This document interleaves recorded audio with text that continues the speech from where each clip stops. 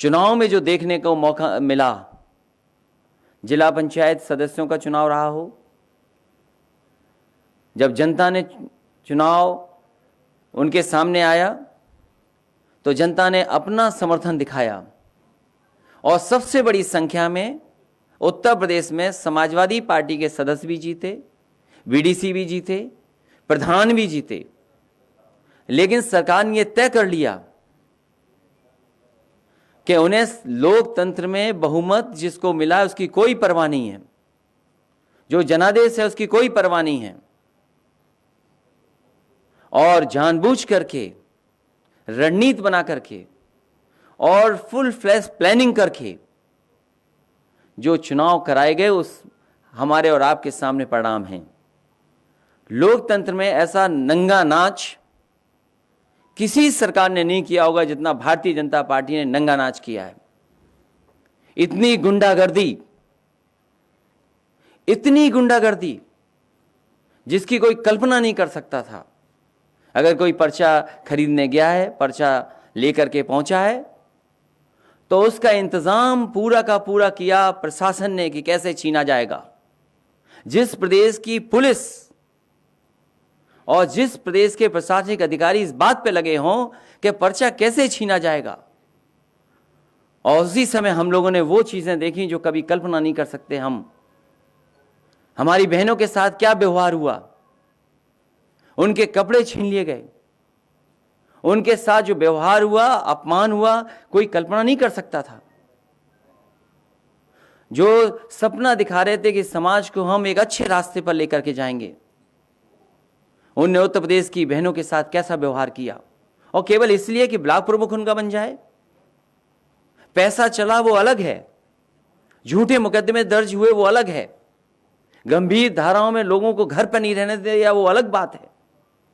और सोचिए खुशी कैसे मनाई जा रही थी, लोकतंत्र की धज्जियां उड़ा करके लड्डू खाए जा रहे हैं, खुशी मनाई जा रही है। ये योगी नहीं हो सकते। मैंने कई मौकों पर कहा, फिर कहता हूं, मैं बात दोहराता हूं, ये योगी नहीं है।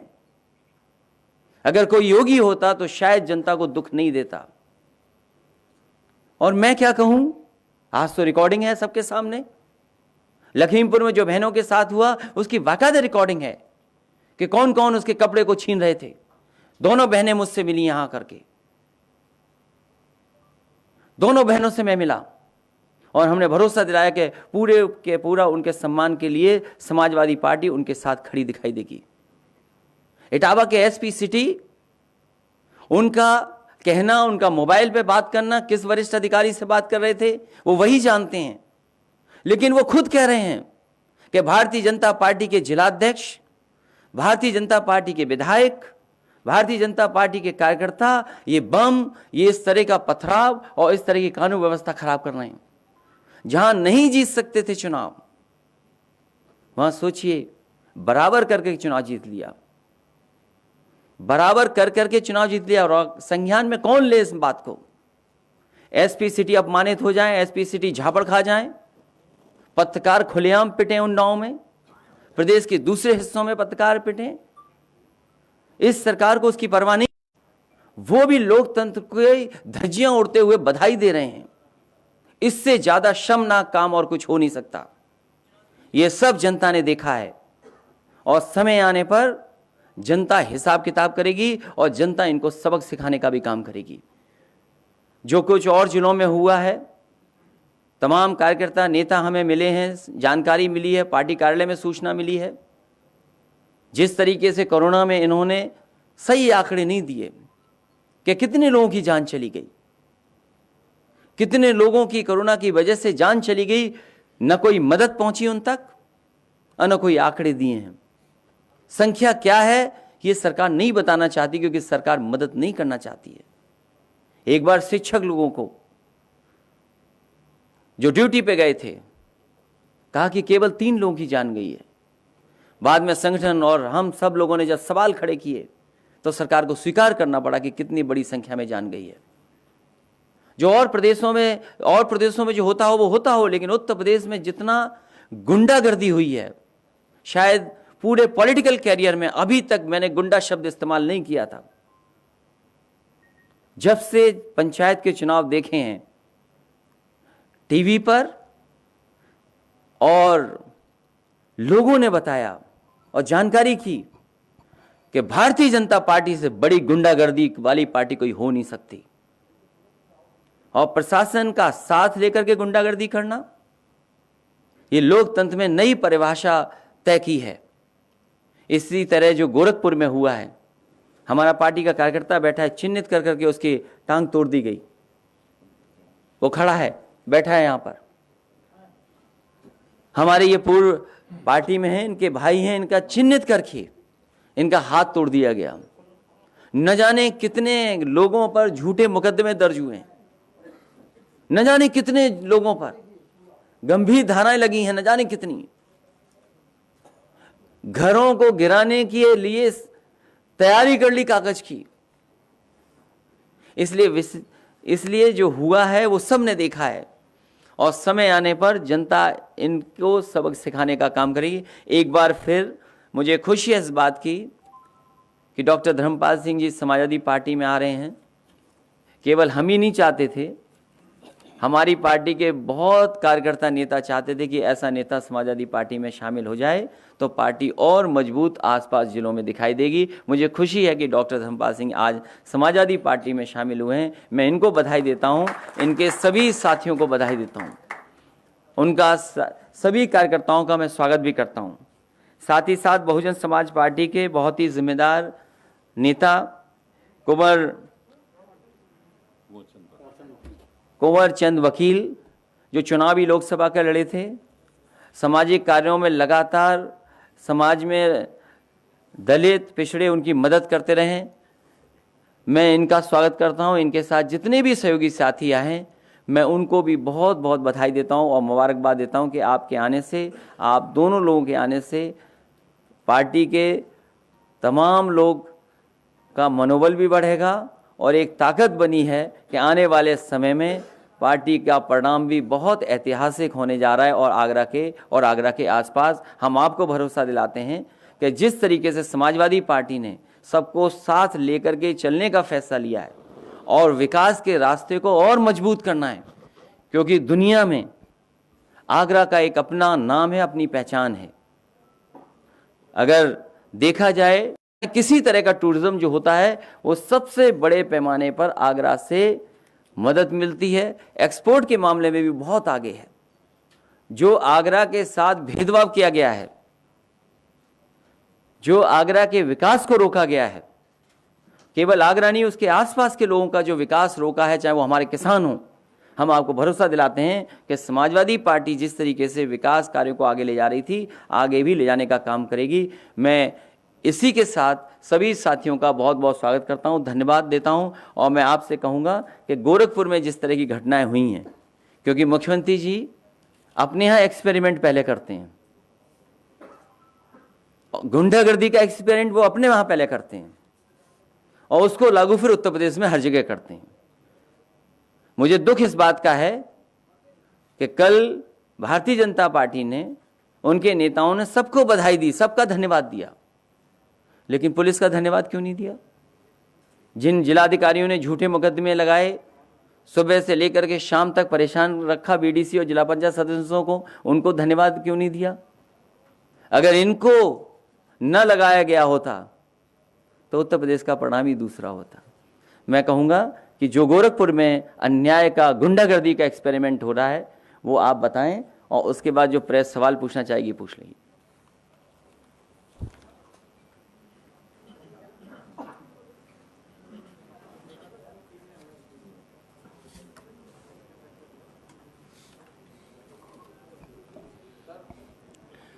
माननीय राष्ट्रीय अध्यक्ष जी, मंच पर बैठे सभी सम्मानित वरिष्ठ नेतागण, मीडिया के साथी और समाजवादी पार्टी के कार्यकर्ता पदाधिकारी साथियों, माननीय प्रदेश अध्यक्ष जी, मीडिया के लोगों से और माननीय अपने राष्ट्रीय अध्यक्ष जी से कहना चाहते हैं कि गोरखपुर में जो गुंडई हुई, योगी आदित्यनाथ के निर्देश पर वहाँ के डीएम और एसएसपी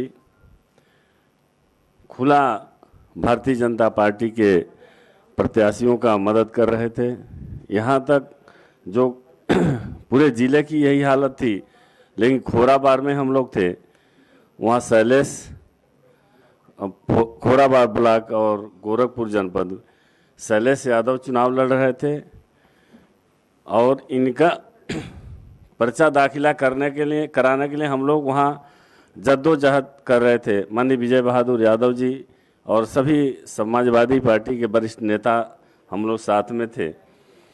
तो वहाँ के सीओ जो थे, उनकी प्लानिंग थी, पहले कह रहे थे कि मात्र दो आदमी को जाने का परमिशन है। तो हम लोगों के द्वारा कहा गया कि एक समर्थक, एक प्रस्तावक, एक कैंडिडेट, 3 लोगों का तो जाना जरूरी है, नहीं तो पर्चा दाखिल कैसे होगा। लेकिन एक भी बात नहीं सुनी, दबाव बनाया गया, सपा के सब लोग मिलकर दबाव बनाए, तो फिर अनुमति दिए कि ठीक है 3 लोग एक साथ जाएंगे। अंदर ले जाने के बाद जो प्रमुख पद के कैंडिडेट थे, इनको वहाँ के सीओ और एसपी सिटी ने कहा कि ये अपना पर्चा हमको दे दीजिए और इसका जांच करवाते हैं। तो जांच करने के बहाने वो ले लिए और वहाँ के स्थानीय विधायक को वो पर्चा दे दिया और विधायक इनके सामने फाड़ कर फेंक दिया पर्चा और इनको एक कमरे में बाहर से बंद कर दिए पूरा समय। और बाहर से हम लोगों को अधिकारियों के द्वारा, तो समाजवादी पार्टी के कार्यकर्ता नाराज हुए, विरोध अपना कर रहे थे और रोड पर बैठ गए। इतने में पुलिस लाठी चार्ज कर सबको पीटा। कम से कम 20 लोगों का हाथ पैर टूटा है।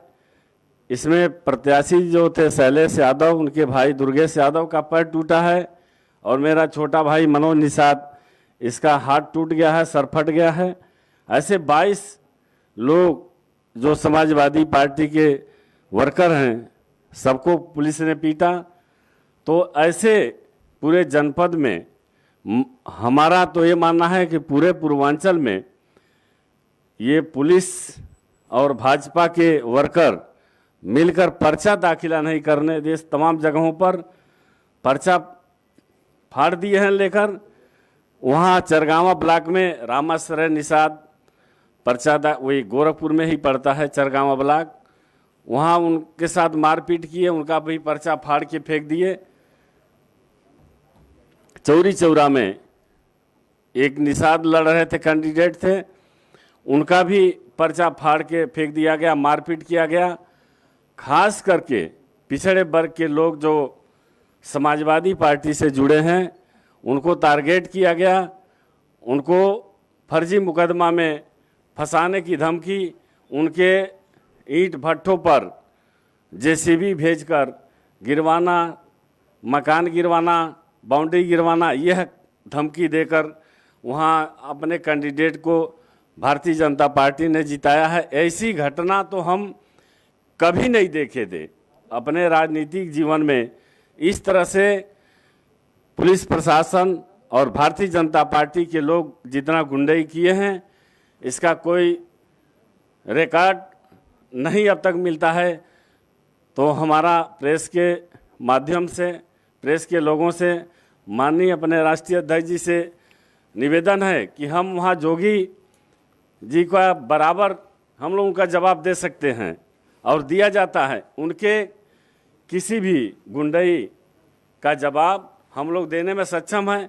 वो हम लोग को जो भी चाहें वो कर सकते हैं, लेकिन समाजवादी पार्टी कभी गोरखपुर में पीछे नहीं हटेगी। और जिला पंचायत अध्यक्ष चुनाव में वहाँ भी बीजेपी के कार्यकर्ता गुंडाई किए। उस समय हम चले गए थे देवरिया, तो वहाँ भी लाठी चार्ज हुई। वहाँ मुझे कई लाठी मुझे लगा मेरे पैर में और यहाँ मेरे भाई को। तो ये पिछड़े वर्ग के नेताओं को टारगेट किया जा रहा है कि ये लोग अगुवाई न करें, अपने समाज को जागरूक न करें। तो मेरा मानना है कि भारतीय जनता पार्टी कि कथनी और करनी में बहुत अंतर है, और ऐसे न इस प्रदेश का न इस देश का विकास नहीं हो सकता है।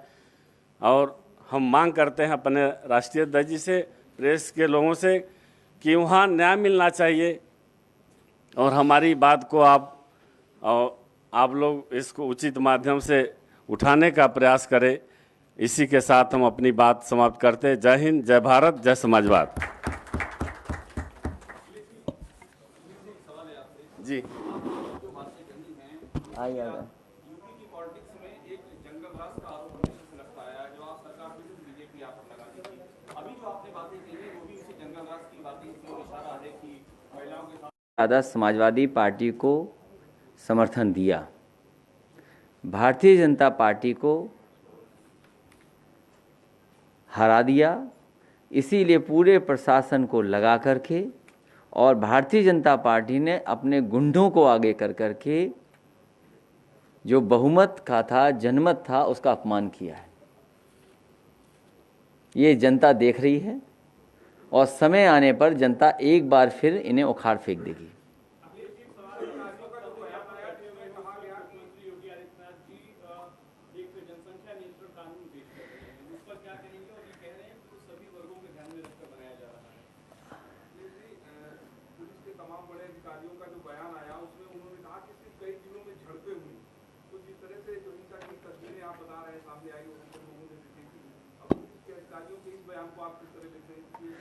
अगर पुलिस पिट रही हो, पत्रकार पिट रहे हों और पुलिस अपने लोगों को न बचा पा रही हो, एसपी सिटी का वो कथन, उनका कहना सरकार को स्वयं संज्ञान लेकर के उन दोषी लोगों के खिलाफ कार्रवाई कर देनी चाहिए। अगर एसपी सिटी उस समय कह रहे हैं कि भारतीय जनता पार्टी के जिलाध्यक्ष, भारतीय जनता पार्टी के विधायक, भारतीय जनता पार्टी के कार्यकर्ता बम चला रहे हैं, पत्थरबाजी कर रहे हैं, पीट रहे हैं, मुझे थप्पड़ मारा है, अगर पुलिस उस समय हाथ खड़े कर लेगी तो आप किससे उम्मीद करोगे न्याय? क्या ये वरिष्ठ अधिकारियों को शोभा दे रहा है कि उनका ही सहपाठी, उनका ही सहयोगी इस तरीके से अपमानित हो रहा हो? और सवाल भारतीय जनता पार्टी से आज पहली बार है। भारतीय जनता पार्टी ने अपना संकल्प पत्र बनाया और अगर संकल्प पत्र देखेंगे, उस संकल्प में ये योगी जी नहीं थे। जो उनका संकल्प पत्र बना है उसकी अगर तस्वीरें देखेंगे तो उसमें योगी जी नहीं थे तस्वीर में, भारतीय जनता पार्टी के भी सदस्य नहीं है। उनसे पहला सवाल यह है कि भारतीय जनता पार्टी ने अपना संकल्प पत्र जारी किया, भारतीय जनता पार्टी ये बताए कि आज किसान की आय क्या है। लगातार जब डीजल, पेट्रोल, खाद, कीटनाशक दवाइयां, बीज, सब कुछ महंगा हो रहा है, आज किसान की आय क्या है? और जो वादा किया था जनता को, किसानों को, कि 2022 तक किसान की आय दोगुनी हो जाएगी, उन्हीं का घोषणा पत्र मेरे हाथ में है, उन्हीं का संकल्प पत्र मेरे हाथ में है। जो पहले पन्ने में कृषि विकास का बने आधार में जो आखिरी बिंदु है, आखिरी सवाल, वो यही है कि 2022 तक उत्तर प्रदेश के किसानों की कृषि आमदनी को दोगुना करने के लिए एक विस्तृत रोड मैप तैयार किया जाएगा। ये भारतीय जनता पार्टी का संकल्प पत्र है। इसीलिए जो सवाल आपने पूछा है, भारतीय जनता पार्टी इन सवालों का जवाब नहीं देना चाहती है। उन्होंने अपना घोषणा पत्र, संकल्प पत्र कूड़ेदान में फेंक दिया है। इसे भारतीय जनता पार्टी को सबसे पहले यह बताना चाहिए कि 4.5 साल में आपने कौन सा रोड मैप तय किया था जिससे किसान की आमदनी दोगुनी हो गई है। और भारतीय जनता पार्टी सरकार में है, ये बताए कि आज किसानों की आय क्या है। और जिस दिन भी प्रेस होगी भारतीय जनता पार्टी से मैं सवाल पूछूंगा। ये पहला सवाल है भारतीय जनता पार्टी सरकार के लिए, क्योंकि दिल्ली में सरकार उनकी है, उत्तर प्रदेश में सरकार उनकी है। अभी 1 लाख करोड़ रुपया भी मंडियों के लिए आया है, जबकि 4.5 साल में जो मंडी समाजवादी पार्टी चुनाव की तैयारी कर रही है और अभी जल्दी आपकी संजय सिंह से मुलाकात हुई और ओवैसी से मुलाकात हुई, क्या मायने है इसकी? नहीं, कुछ लोगों से मुलाकात नहीं है, कुछ लोगों से हुई है। 2022 उसी की शुरुआत है कि आप देखिए हमारे बगल में डॉक्टर धर्मपाल सिंह जी बैठे हैं और उनके बगल में एक बहुजन समाज पार्टी के बहुत ही सीनियर नेता हैं। इसी तरह समाजवादी पार्टी जोड़ती रहेगी लोगों को, और हमारा जो विकास का रास्ता है, इस विकास के रास्ते पर कोई बहस नहीं है। आप स्वीकार करें न करें, लेकिन आप इस बात को मानते हैं कि यही असली विकास का रास्ता है, क्योंकि हमारे मुख्यमंत्री जी विकास पसंद नहीं करते हैं, इसीलिए दूसरी तरफ ले जाना चाहते हैं। उन्हें तो एक ही आता है, ठोको। नई जेसीबी एक नई मशीन ले आए हैं, एक जेसीबी मशीन जान गए या ठोको जान गए। उन्हें चलाना आता है जेसीबी मशीन के नहीं आता है। सवाल ये भी एक बड़ा है, खुद अगर बैठा दिया उस पे तो न जाने क्या क्या तोड़ देंगे। इसलिए पहला भारतीय जनता पार्टी से सवाल यही है कि किसानों की आज आय क्या है। और 2022 तक उन्होंने अपने घोषणा पत्र में वादा किया था कि किसानों की आमदनी को दोगुना कर देंगे। अभी किसानों की आमदनी दोगुनी हुई कि नहीं हुई, ये सरकार को बताना है। भैया जी, जो आप मुद्दे उठा रहे हैं, सारे मुद्दे जो आपने बताए हैं, क्या जो बीजेपी अब नीतियां जो लेकर आ रही है वो इसी वजह से लेकर आ रही है कि चीजें हटा दी जाए, लोगों का ध्यान न जाए इस पर? भारतीय जनता पार्टी ने अपना संकल्प पत्र कूड़ेदान में फेंक दिया है, और क्योंकि इस संकल्प पत्र में मुख्यमंत्री जी की तस्वीर नहीं है, इसलिए उन्होंने कूड़ेदान में फेंक दिया इसको। तो ये सवाल पहला है जो उनका सबसे पहला किसानों के लिए लिखा गया, वो हम जानना चाहते हैं कि किसानों की आय दोगुनी कब तक होगी। 2022 के लिए लिखा है उन्होंने।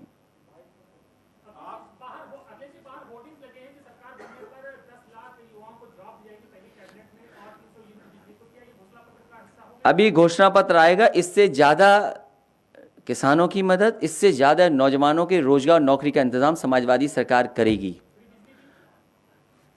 मैं तो आपसे कहना चाहता हूं कि कभी मुख्यमंत्री जी ने कहा है कि super critical thermal plant, 660 super critical thermal plant, कभी उनके मुंह से सुना है कि नहीं सुना है?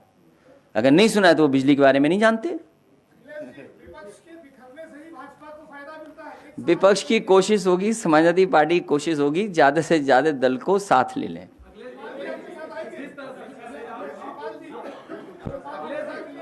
सबको लेंगे, जो जो छोटे दल हैं सबको। कई बार मैं कह चुका हूं, फिर रिकॉर्ड कर लो कि सभी दलों को, छोटे दलों को साथ लेने का प्रयास लगातार समाजवादी पार्टी करेगी।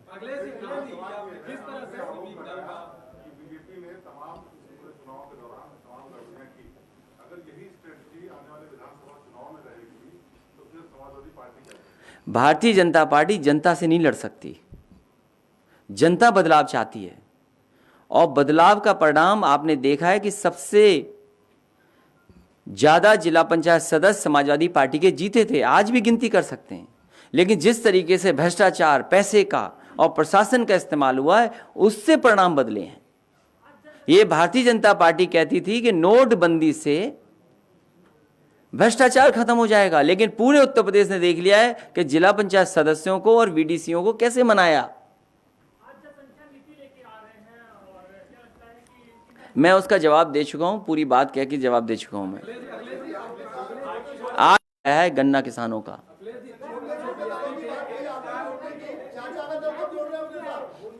ए फिरोजाबाद वाले शांत रहे।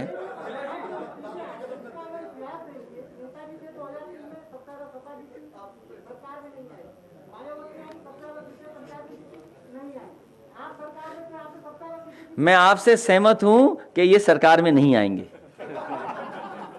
मैं आपसे सहमत हूं।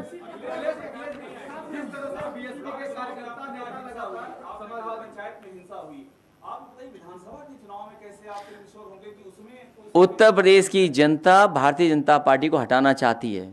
जनता से ज्यादा संख्या नहीं है इनकी, जनता बदलाव चाहती है। बीएसपी के नेता जिस तरह से समाजवादी पार्टी को लगातार आ रहे हैं, बीएसपी पूरी खाली होगी, उसका नतीजा देखा कि पंचायत चुनाव में भाग नहीं लिए। अभी भारतीय जनता पार्टी के लोगों के लिए दरवाजा नहीं खोला है। उनकी टिकट कटेगी तो देखिए किधर किधर जाएंगे। उनकी सूची बन गई है, जब टिकट कटेगी तो वो जानते होंगे कि कितने जाएंगी। इसी तरह हरिओम उपाध्याय जी आ गए क्या? नहीं आ पाए, चलिए कोई बात नहीं। हालांकि वो नहीं पहुंच पाए हैं। भाई मैं किसी दल के भविष्य कैसे तय कर सकता हूं? हम अपना भविष्य बना रहे हैं। और आप, अरे आप खुद सोचिए, कोविड के समय पर क्या हैंडलिंग थी, सरकार क्या कर रही थी, और लॉकडाउन के समय पे क्या नहीं हमने देखा, हमने आपने। और जिन परिवारों के सदस्य चले गए हैं, जिनकी जान चली गई, मामूली सी दवाई मिल जाती, समय पर इलाज मिल जाता, अस्पताल में बेड मिल जाता, ऑक्सीजन मिल जाती, डॉक्टर देख लेते। ये डॉक्टरों का दोष नहीं है, ये सरकार का दोष है, क्योंकि सरकार में मुख्यमंत्री समझते नहीं है कोई चीज। उन्होंने कहा सब चीजें हैं, हर चीज ब्लैक हुई। ये सवाल बड़े हैं। और आज जिन परिवारों के सदस्य चलेंगे, सरकार ने क्या मदद की है? और इतनी महंगाई होने के बाद, इतनी महंगाई जब हो गई है, तो बताइए रोजगार और के अवसर क्या पैदा किए सरकार ने? ये बहुत बड़े सवाल है। इसलिए केवल एक सवाल आज है, किसान की आय दोगुनी कब होगी? तुम्हारा आखिरी सवाल कभी नहीं होगा। असदुद्दीन ओवैसी इसी परिपाटी पर उत्तर प्रदेश में भी आ रहे, बिहार में आरजेडी का खेल खराब किया था। क्या लगता है आपको? आप उसमें आप खुद समझदार हैं। आपकी क्या राय है? मैं कोई राय नहीं दे सकता इस पर। उत्तर प्रदेश की जनता विकास चाहती है, खुशहाली चाहती है। समाजवादी सरकार में जो योजनाएं, विकास कार्य हुए थे, वो आज भी सामने दिखाई दे रहे हैं। कोविड के समय पर आपके एम्बुलेंस ने मदद की, और इस सरकार ने एम्बुलेंस बंद कर दी है। एम्बुलेंस बंद कर दी सरकार ने। अखिलेश जी, एक सवाल, अभी जो कोविड का इतना सवाल पूछा जा रहा है, ऑपोजिशन में सारी पार्टियां कोविड को लेके सरकार को घेर रही हैं। क्या सभी ऑपोजिशन के जितने भी दल हैं, क्या वो डेथ ऑडिट की बात कहेंगे और उसको लेके आप लोग आगे बढ़ रहे हैं? समाजवादी सरकार बनने पर ऑडिट होगा, और ऐसे सरकारी अधिकारियों ने जिन्होंने आंकड़ों को छिपाया, उनके खिलाफ भी कार्रवाई होगी। और जिला पंचायत के चुनाव में और ब्लॉक प्रमुख के चुनाव में जिन्होंने अधिकारियों ने अपनी सीमाएं लांघ गए हैं, उनकी भी सूची बनी हुई है।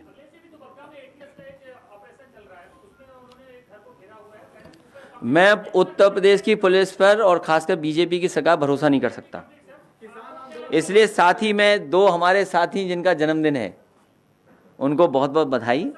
और आप में से बहुत सारे साथियों ने बधाई दी थी, आपका धन्यवाद। उत्तर प्रदेश के किसान इंतज़ार कर रहे हैं कि उनकी आय दोगुनी कैसे होगी, और आज किसानों की आय क्या है। जिस तरीके से डीजल, पेट्रोल और महंगाई बढ़ी है, उस समय सरकार को बताना चाहिए कि कितनी आय है किसानों की।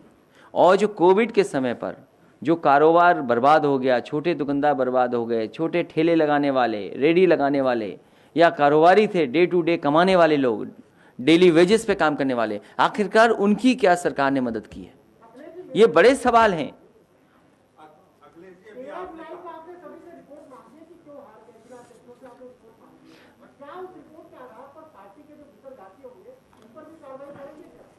बेतरगातियों से काम लेंगे।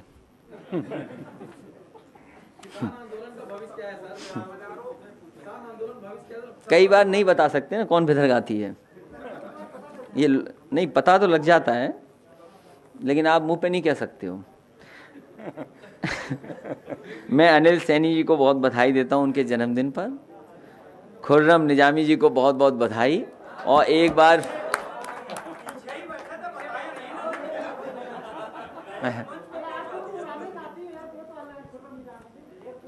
नहीं, मुझे याद है, मुझे पता है, साथी तो आप भी हो। वो चैनल बदल गया तो क्या हुआ। इसलिए एक बार फिर डॉक्टर धर्मपाल जी को और उनके साथ जो वकील हैं, उनको भी बहुत बहुत बधाई और बहुत बहुत स्वागत करता हूं मैं।